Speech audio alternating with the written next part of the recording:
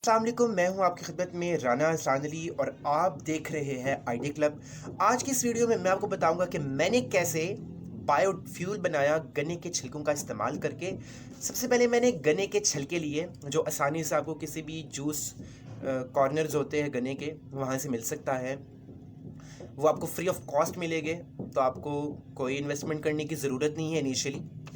फिर आपने उन गन्ने के छिलकों को स्टेलाइज करना है। स्टेलाइज करने के लिए मैंने उसके लिए ऑटोक्लेव किया था। ऑटोक्लेव जो है वो उसी प्रिंसिपल पर काम करता है जिस प्रिंसिपल पर आपका प्रेशर कुकर काम करता है, लेकिन ये याद रखें कि आपने उसको जलाना नहीं है।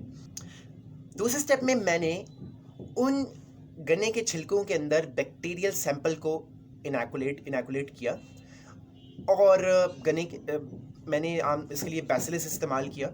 सॉइल सैंपल मैंने उसका लिया था, लेकिन वो एक बिल्कुल ही डिफरेंट प्रोसीजर है। आप एलजी का इस्तेमाल कर सकते हैं जो आपको इजीली अवेलेबल होती है, लेकिन ये मेक श्योर करें कि एक दफ़ा जब आपने गन्ने के छिलकों को स्टेलाइज कर लिया है तो उसको आपने हवा में नहीं छोड़ना। आपने उसको हमेशा स्टेलाइज जगह पर ही, स्टेलाइज चैम्बर्स में ही आपने उसको ओपन करना है। आपने उसको इनक्यूबेट करना है 72 आवर्स के लिए, यानी तकरीबन दिन लगेंगे आपके, 72 घंटे आपके लगेंगे।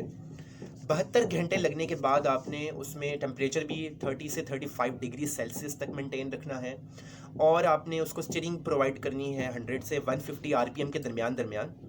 स्टेलाइज्ड शुगर केन रेजिड्यूज़ में जब आपने बैक्टीरिया इनोकुलेट करना है तो फिर आपने याद रखें कि आपने उस बैक्टीरिया की ग्रोथ के लिए या उस एलजी की जो ग्रोथ के लिए आपने उसके लिए मीडिया भी प्रोवाइड करना है। वो मीडिया में आपका कार्बन सोर्स होना ज़रूरी है, जैसे ग्लूकोज इस्तेमाल कर सकते हैं, फ्रक्टोज इस्तेमाल लोग करते हैं। इसी तरह से आपके पास नाइट्रोजन सोर्स अवेलेबल हो, आपके पास फॉस्फेट साल्ट्स मौजूद हो, वाइटामिन सोर्सेज हो, तो इन सब चीज़ों का भी आपने ख्याल रखना है। मेक श्योर करें कि आपके सैंपल में पानी की मौजूदगी कम से कम हो, फ्री वाटर अवेलेबल ना हो, क्योंकि हमें कैपिलरी वाटर ही चाहिए।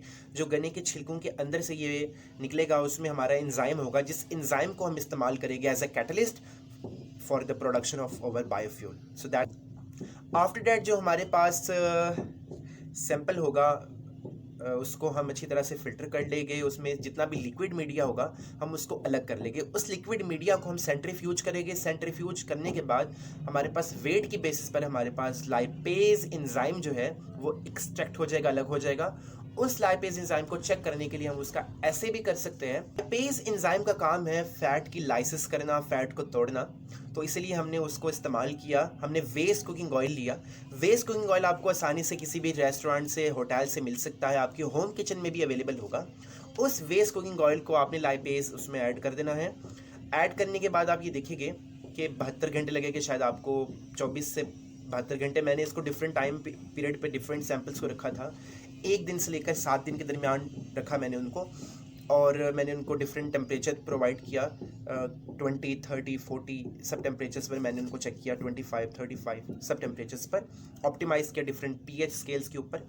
और फिर मैंने उनको सब प्रोसीजर करने के बाद मैंने उनको एक सेपरेशन फनल में रख दिया। सेपरेशन फनल का काम ये था कि उनकी जो लेयर्स है वो अलग अलग करे, जो वेस्ट कुकिंग ऑयल है वो अलग अलग हो जाए, उसमें फ्यूल अलग हो जाए और जो बाय प्रोडक्ट्स है वो अलग हो जाए।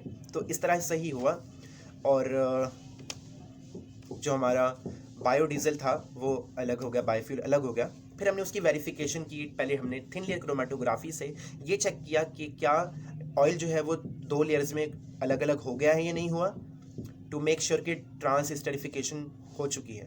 नंबर 2, जब हम कंफर्म हो गया कि ट्रांस स्टेरिफिकेशन हो गई है, फिर हमने गैस क्रोमेटोग्राफी किया, जिससे हमें पता चला कि हाँ हमारा बायोडीज़ल प्रोड्यूस हो गया है, और साथ ही हमें ये पता चला कि इसकी एफिशिएंसी क्या है। उसके बाद हमने उस बायोडीज़ल को इस्तेमाल किया, ब्लेंड किया उसको हमने पेट्रोल के साथ, और हम we were ready to go. Biodiesel बन चुका था। नंबर 1, बायोडीज़ल की जो कार्बन एमिशन है एटमॉस्फेयर में वो बहुत कम है बनिस्बत फॉसिल फ्यूल्स के।